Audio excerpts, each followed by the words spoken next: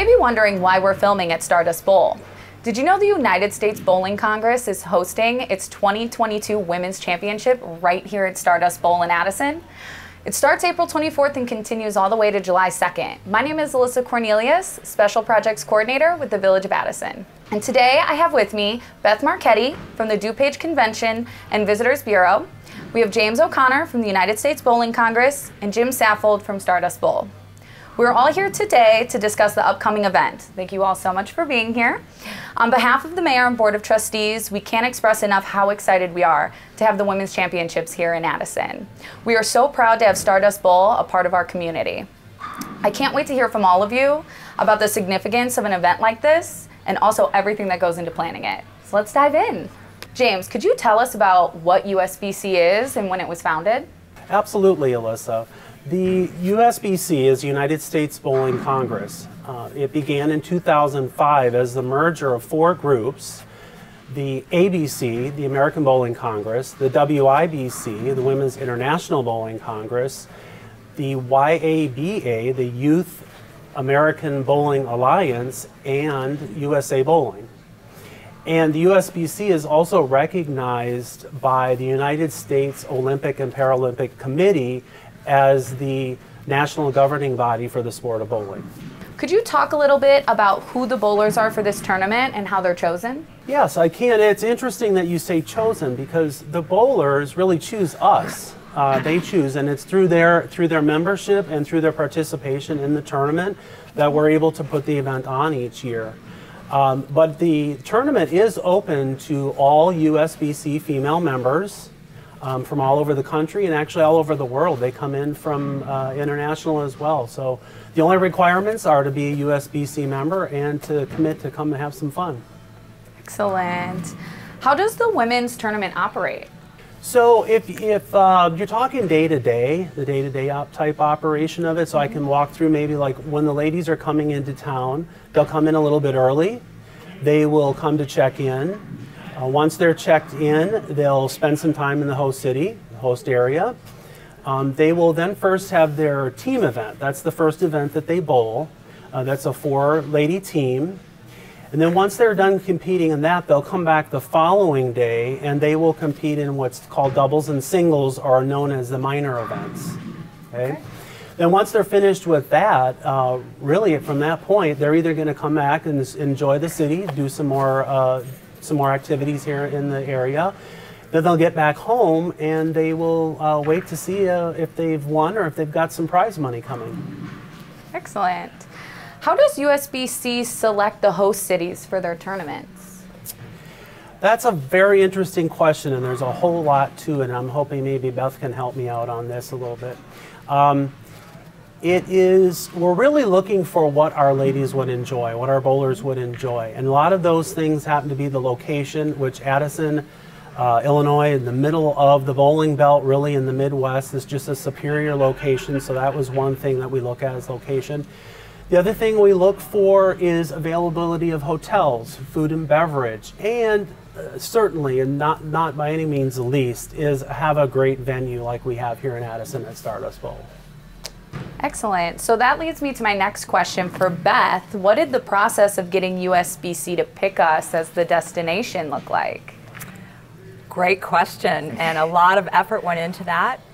In 2016, Jim Saffold, the general manager of the bowling facility here, Stardust Bowl in Addison, and I flew to Dallas, Arlington, Texas, to pitch that we were the greatest location for USBC Women's Championships. Once we flew back, we prepared a bid packet. We also had to work with our municipalities because we don't have, at that time, a sports commission that would help raise the money for the bid fees. So fortunately for the Village of Addison and us and all of our surrounding communities, we have really visionary elected officials who understood the importance and the economic impact that this kind of quality of an event could bring. And so after making sure that we could get those bid fees met, we filled out the bid packet, we submitted it to USBC, we were selected, and then the fun starts, right? It becomes all the different programs that we have to do to help make this a successful event.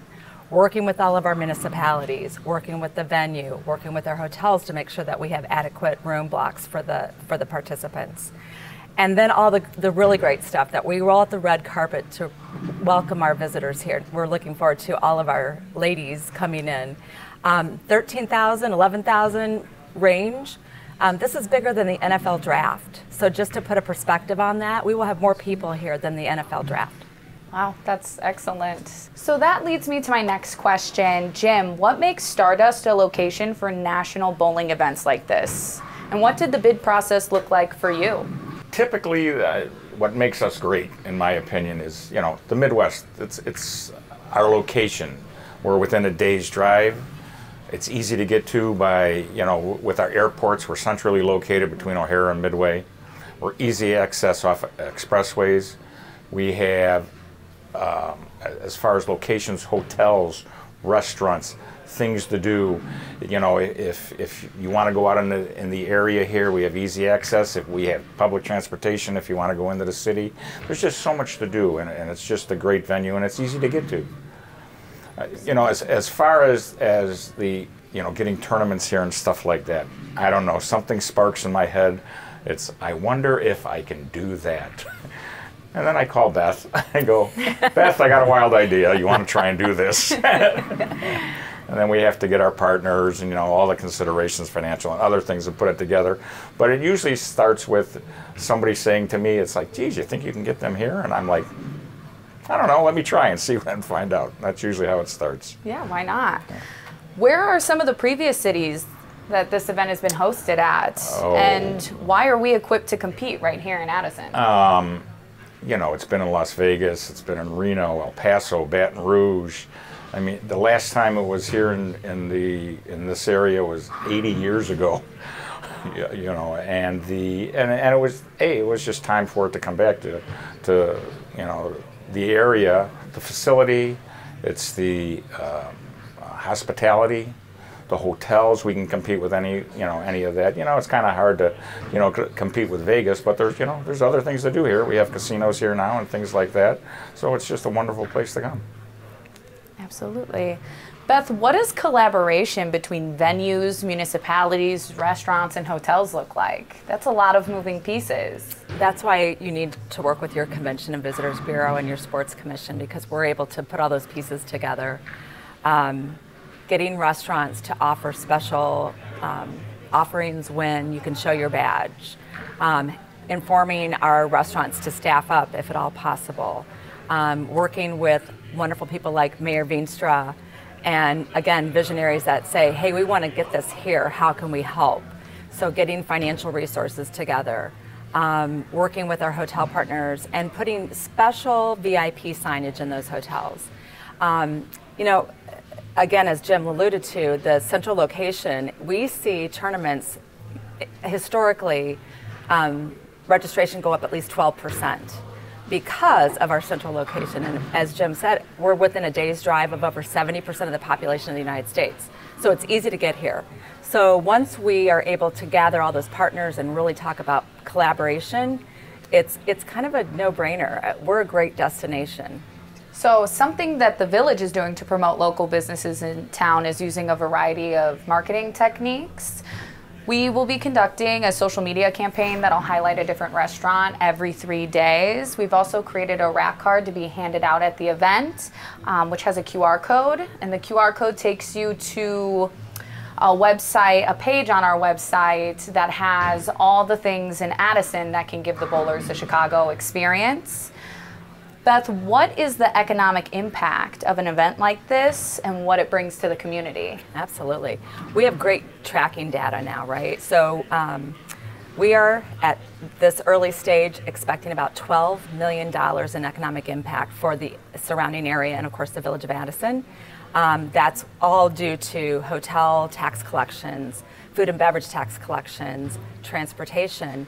I mean, who doesn't come and, you know, stop at one of the convenience stores or Target because they forgot something or any of those kind of things, right? So I think what we all talk about in the Convention Bureau world is the multiplier effect. So those people come in And on average, they're spending about $200 a day between all of their incidentals that they're buying and the food and beverage in the hotel package.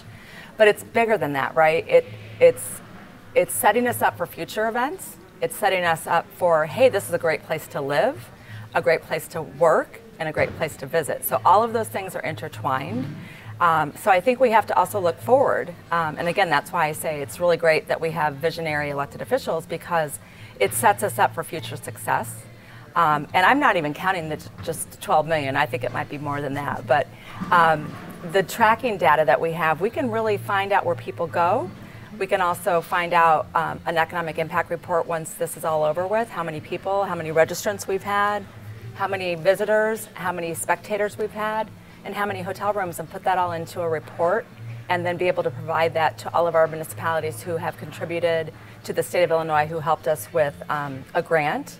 So I'd be neglectful if I didn't thank the Illinois Office of Tourism and the Department of Commerce and Economic Opportunity, because all of those folks, collectively, we work together to make sure that we can make this happen. Excellent. My next question is for Jim. As Beth had mentioned, we're getting a pretty big influx of bowlers coming into town. Has Stardust conducted any construction or taken any additional measures to accommodate the mass amount of bowlers that are coming in? Well, one of the things we do here that makes it the venue that it is it's really due to the ownership, Henry Barber and the Corzin family, is we constantly remodel and keep everything up to date. You know, internet access, anything that they can possibly need, that any of these tournaments need, we try and provide. And if we don't have it, we'll try and do it and fix it and stuff like that. But we're constantly upgrading and stuff like that. You know, if there's a problem, there's a pothole in front of the building, call the city, and you know, they know we have visitors all the time. You know, it's fixed, and you know, we try and make sure that we have the best possible venue that there is, so people can enjoy it and come on in. So. And James, lastly, the most important questions. Who is the winner and why? Who is the winner? Well, I'm going to say that all of us, DuPage, Addison, Usbc, Stardust Bowl. But if you're specifically talking about our bowlers and how that's done, how the money, the dough is divvied up at the end of the event, that is, well, there are divisions. We have divisions because it's a scratch competition, and so we try to get like bowlers with like ability bowling with each other, so that you don't have somebody, say, at the high end or a professional end bowling with somebody who's maybe more recreational. And so we structured in divisions, and then you can win your division by shooting the highest score in your division, whether it's the highest score from a team, highest score from a doubles pair, or highest score for singles. Then once all of that's done and all of the bowling is complete, we'll find out who those folks are, and then they're going to receive a pretty nice big prize check. They're going to get a champion's trophy. And then beyond that, though, it does pay out quite a bit. I mean, you pay down from the top position. And this year we're looking at close to $2 million in prize money. So a lot of money will be rewarded to the bowlers for that. But our bowlers, even though for some the money is, that the prize money and the trophy is important, what's more important to them are the memories that they'll create here. And so that's what we're hoping that they'll go away with, because the money doesn't last, right? It's going to go away, it'll be gone. You'll still have the trophy, but for all of the rest, it's going to be whatever memories they created here and the good time that they had. Each year, we'll see these folks sometimes once a year. Yeah. And I'll communicate with them throughout the season, over the phone, sometimes through email. But then when they start coming in, it's almost like a family. They come, they want to hug, and we sit and talk, and then at some point I have to tell them, okay, we have to stop talking because I have a job to do, because otherwise they'll just be talking. So it's really the relationships that we've built with so many of the bowlers, because there's that core group. I mean, no matter where the USBC takes this event, there's a core group of bowlers that if we were bowling on a dirt road somewhere in Wyoming, they'd be there. They'd be there. And so those are the ones that we've just got that bond with, and it's just so good to see them every year. It's just, they really make it worthwhile. So I think what I find most interesting is, like James said, it's about the experience and it's about the memories. And so we want to make sure that that's, you know, top of mind, because they're bringing their families here. They're investing their time. So while they're definitely the priority is to bowl, there's a lot of downtime to make sure that they're shopping. We know that this group of people likes the casinos and outlet shopping and different things like that. So we can really serve up those kind of things so that they have a really good experience. I have an anecdotal story. I know Jim talked about the other cities that this has been in. I happened to be at O'Hare one day, and these people will not check their bowling balls, right? I mean, they carry them with them. And I said, oh my gosh, these are bowlers. Where are you heading? Well, we're heading to Wichita, Kansas. So was I. So we land, I go to my hotel. These same people are at the hotel. So I started talking to them. Where are you from? Michigan, Maine. One was from North Carolina. So those are the kind of stories that I love to tell, because it shines the spotlight on this beautiful array of communities that we have. And you can have a Chicago experience, but right here in the Chicago suburban market, which is a great family-friendly, great destination with great restaurants. So it's just really interesting to firsthand see this, you know, when I was traveling. I love the relationships that all of us have had working together on a shared goal. I think it's been really interesting watching all the different levels and all the different pieces interact with each other. And I feel like with all the help from everybody, I can't see it not being a successful event. And it's been really a joy working with everyone. Yeah, you touched on something, Beth, I think is important, is that you've got 15,000 ambassadors coming to town, because that's exactly what they will be. The minute they come in, they have a good time, and that's the conversation that we'll have with the hotels later today, is that, you know, here's your chance. You can promote your brand, you can promote your community, and these ladies will come back. Jim's got tournaments that come into this area all the time.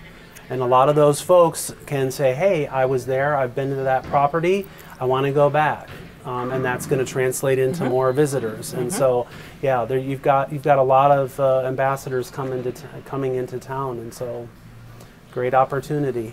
Great use of the word ambassador, because yes, we can all find out information on social media, but that word of mouth, the reviews, all those things get people to come back again and again, and that's why I think not only would they be a visitor, but they could potentially be a resident. So yeah, you know, and from a personal standpoint, James was talking about the camaraderie. I bowl in the Open, which is basically the men's and gals can bowl, but this year will be my 37th year, and the guys I go with, we all met each other when we were all in youth leagues. And one of the buddies, Tony, and I were talking the other day. Next August will be our 50th year bowling together since we were kids, little kids, and we've kept bowling, has kept this friendship. We've gone to 37 Opens together, the Open Championship. We tell the same stories over and over. Laugh just as hard. And yeah, is the money great and stuff like that? But no, it's just the camaraderie over the weekend. And we've gone all over the country and things like that. And, you know, just have a great time because of what the USBC puts together, you know, and you know, the venues and the tournaments and stuff like that, and to put it together. And everybody that comes here, I'm sure, is going to have a great time. So I gave Jim his 30th year plaque. You probably don't remember that. I called you up, shook your hand, and gave you your plaque for 30 years. So wow. Yeah, wow. Yeah. So it's and I worked the Open Championships before. So the Open Championships is kind of our sister or our sibling event. It's the big show. And they're in Las Vegas this year. They're in Las Vegas this year. And so I worked there prior to this. I was the assistant director at that tournament. And so I got to experience the Open Championships and just the spectacle on how big that show is. And then took a lot of what we were doing there and then brought it to the women's tournament. So it's been an incredible journey, and it really is a journey. Once you start bowling this event, the ladies will tell you, the guys that bowl the Open Championships, it is. And once it gets in your blood, once you get the bug, you keep going. You do keep going. It's a, once we get them past, say, that third or fifth tournament, that's it. they're locked in usually. They're hooked. Yeah. We go to trade shows. Our staff goes to trade shows. We meet different people like national governing body representatives, and that's what we do, is try to match, hey, we've got this fabulous bowling center, have you heard of it? And then to have 2 ambassadors, 3 ambassadors, 13,000 ambassadors that are talking about DuPage County, that helps us bring in future tournaments. So, who officiates the tournament? Is it judges? Yeah, so they're called tournament officials. We do have several of them out on the floor on every squad. It's kind of that first level. They're here, they're down. They're called lane monitors typically. And they'll be watching all the competition. And that's really only the part of that is watching the competition, because we are the national governing body for the sport. We very much are into fairness in the competition and applying all of the rules. But a lot of the rules applications begin right from the beginning of the entry, coming in with average verification, membership verification, and so on. So there's many steps to that process to make sure that the people that are out on the lanes competing have met all of those types of requirements. And then while they're in play, certainly, to follow any of the playing rules. And if everything goes well, which it usually does, I don't get a call on the radio that says, hey, there's a problem down on this lane, or that, we may have to very much in the local Usbc news, right, Jim, has been some of the balls that have been taken out of play that we're not able to use right now. So my staff will be down checking to make sure that that equipment isn't in use. So there's just so many levels of that goes on. But yeah, so a lot of time, energy, and staffing does go into supporting and enforcing the rules. So in 2018, we did a strategic plan and a sports study. And the findings of that were, we have great sports venues in DuPage, but the biggest, largest finding was Stardust Bowl, Addison, with 84 lanes. That is really a tourism-worthy facility. We're used to hosting big events, Ryder Cup at Medina Country Club, PGA tournaments, BMW tournaments, lots of different golf courses, lots of different hockey and different things like that. But to have this caliber of an event coming with the work of a smaller group of people, I think is really kind of a pat on the back and kudos to everyone here at Stardust and the Village of Addison. This year in this venue, we're experiencing something we haven't before, and that is, this is the first time that we will come in to conduct an event while the proprietor is still running their day-to-day business, and we have never done that before. Wow. And so that has brought some new challenges to us. We're accustomed to going into a venue, whether it's custom built and here are the keys, or we're going into a venue where they say, hey, our leagues and all of our regular standard business is over, and here are the keys. And so this year we're not doing that. We're going to work with the proprietors so that they can keep their business up and running, keep their core business, and still run this event, still run the women's championships. And so what we've done to do that is we've changed the way we operate quite a bit. We've scaled back in some areas where we maybe would have had a more robust footprint. Now we've got a smaller one, but still maintain service. We still have a level of service that our customers expect, and so we still need to deliver that. And so we've had to look at different ways to deliver that service to make sure that there isn't anything, that there's no gaps.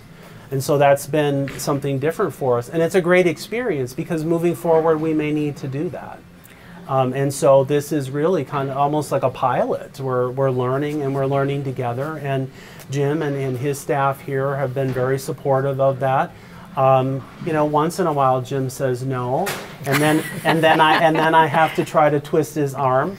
But so there's some give and take, and yeah, it's going to be interesting. And I think overall, I think our ladies are going to be really happy with their time here. I think they are. I think that's an excellent point, because we are a densely populated county We have all the infrastructure. We already have these venues here. We aren't in the middle of Indiana like Grand Park where you can custom build a facility and then the infrastructure comes after that.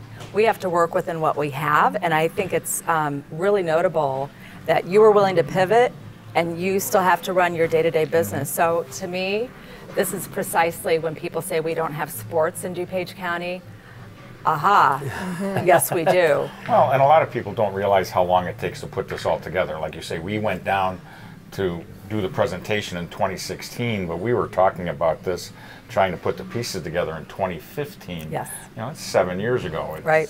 You know, there were some challenges along the way, but still, it took 7 years to put it all together before, you know, you know as well, because I've already been with you, we're working on things now in future years, 2025, 26, 27. You know, it takes a long time putting all this stuff together. And you got to make sure that there's constant pieces of business in your pipeline so that you're continuing to bring valuable economic impact to the communities through revenue and tax collections. So I know it's all about the money, but it's really not. It's about the experiences, and then that's obviously a benefit that we can make our communities healthy and viable through services that they can offer as well. So absolutely. Yeah.